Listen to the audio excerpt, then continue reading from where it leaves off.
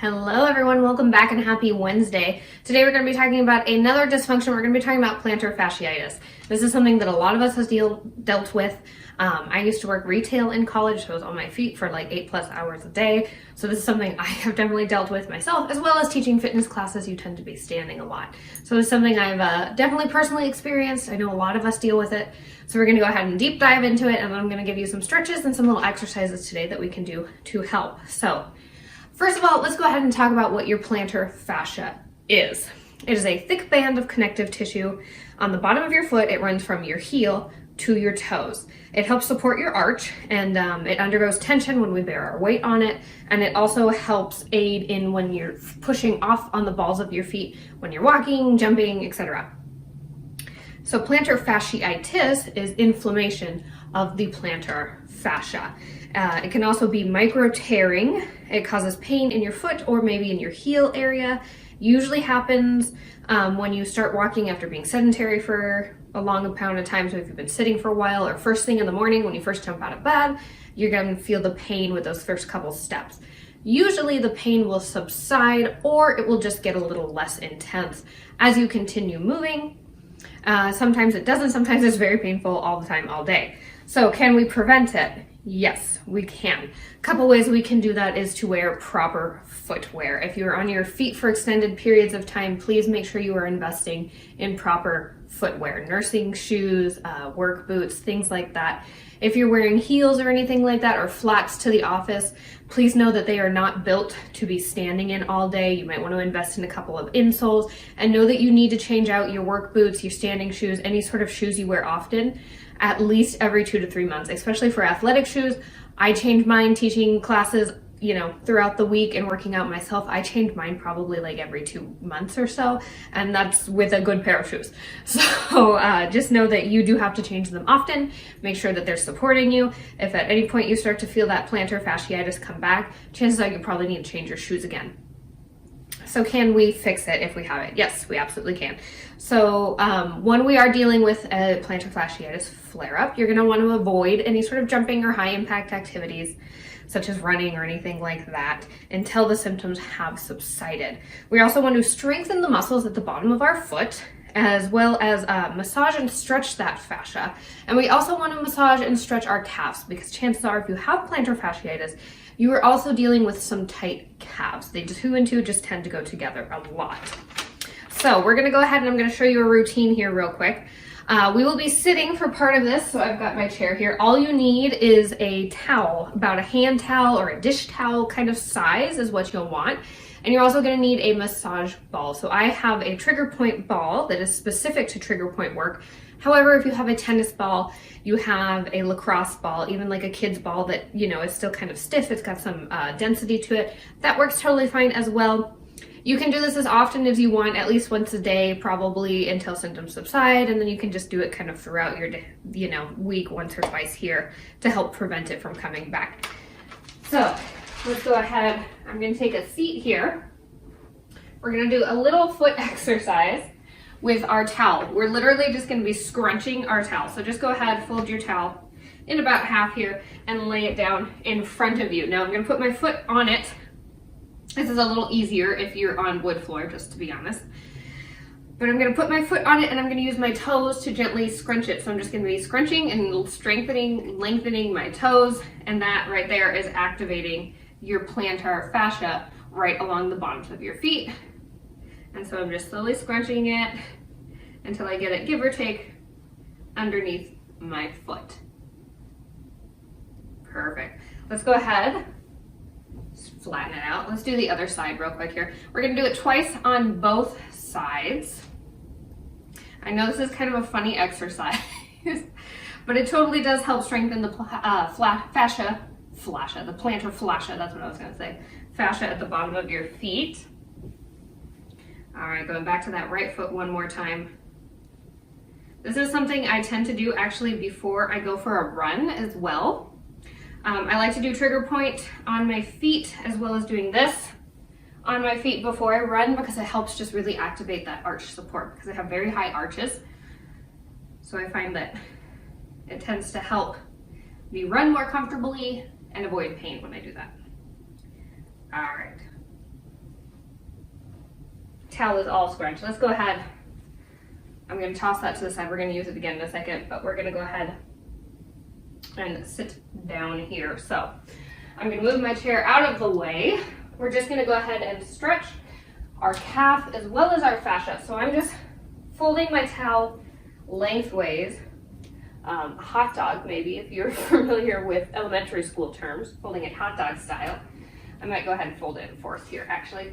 And we're going to go ahead and take one leg out nice and straight. My opposite foot is pressed up against my heel or my calf, and my knee is bent. I'm going to go ahead and hook this right around my toes and the balls of my feet. And I'm just going to go ahead and gently pull back here. So I'm just flexing those toes or pulling those toes back towards my shin. And this is helping stretch all of the fascia at the bottom of your foot, as well as that calf that I mentioned can get a little tight. Nice deep breaths here. That'll help us relax and stretch a little bit deeper. All right, let's go ahead and switch feet here. Same thing, just placing that around the ball of my feet and my toes. And just go ahead and pull it on back.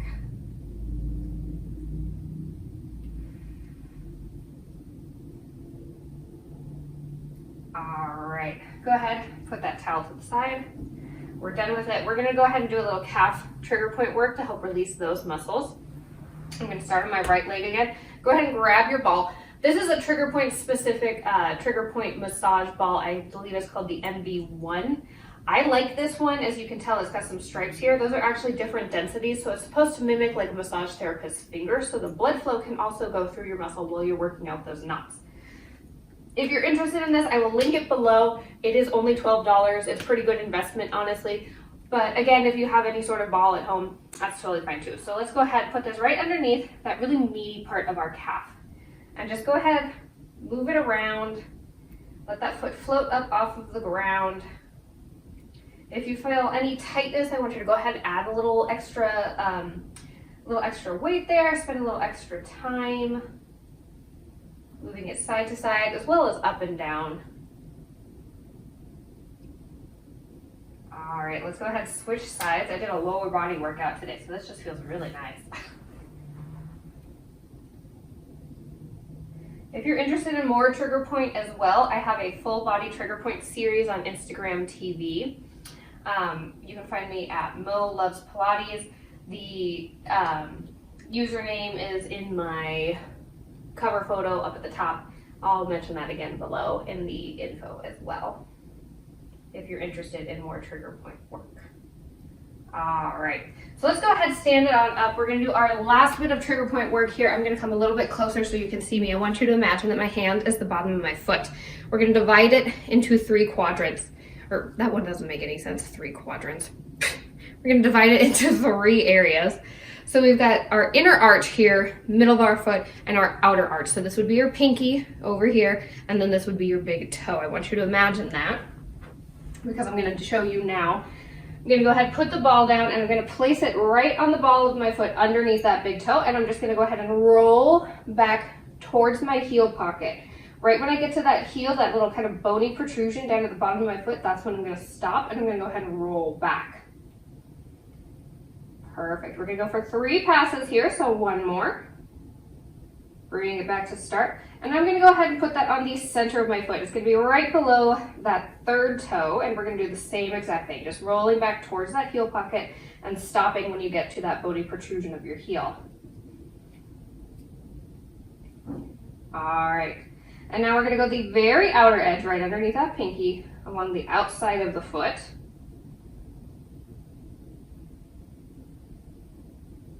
All right, last one here. And now we're gonna actually go ahead and put that ball right underneath your big toe 1 more time. And we're just gonna go side to side, so we're just gonna be rolling on the balls of our feet right underneath those toes. We're gonna do that 3 times as well. So just going from big toe to pinky toe on the ball of that feet. Perfect. Now let's go ahead, find that little heel pocket right before you find that bony protrusion on the bottom of your foot. I want you to go ahead and just lean into it just a little bit, but just apply as much pressure as feels comfortable for you. You can do this seated as well for a little less pressure. If you need a really deep massage, I prefer the deep massage. You can do it standing like I'm doing here. Let's just take 1 more nice deep breath here. All right, now if you're at home, I want you to go ahead and walk around in a circle. I know this sounds strange, but can you notice the difference in your feet now that we've done trigger point work on one side versus the other? How elastic and how smooth that foot feels. It's definitely a difference afterwards. So let's go ahead and we're gonna do the other foot, just starting underneath that big toe. You guys know the drill here, so I'm not gonna cue it too much, but we are gonna go for 3 passes. All right, go ahead and move to the middle of that foot. And you can do this as slow as you want. If you really want to drag it out, you want to go nice and slow, you certainly can. And like I said, if as you're rolling out you find anything kind of stiff, crunchy, if it just feels really good in one area, by all means go ahead and spend a little extra time there. All right, let's go ahead and do that little side to side motion. Last one here. And let's go ahead and find that heel pocket one last time. Apply that pressure and just lean into it ever so slightly or as far as feels good for you. One more nice deep breath. All right, and that is it. Thank you guys so much for being here. I hope that this certainly helped you if you were suffering from plantar fasciitis. If it did, by all means, please leave me a thumbs up. Please like, subscribe, hit that bell. I really appreciate it because without you guys, I would not be here. And as I mentioned before, if you're interested in trigger point therapy for your entire body, toes to head, I have that series on Instagram TV at mo_loves_Pilates. I will link, of course, everything down below, including that MB1 ball. So thank you guys so much again for being here, and I will see you on Sunday.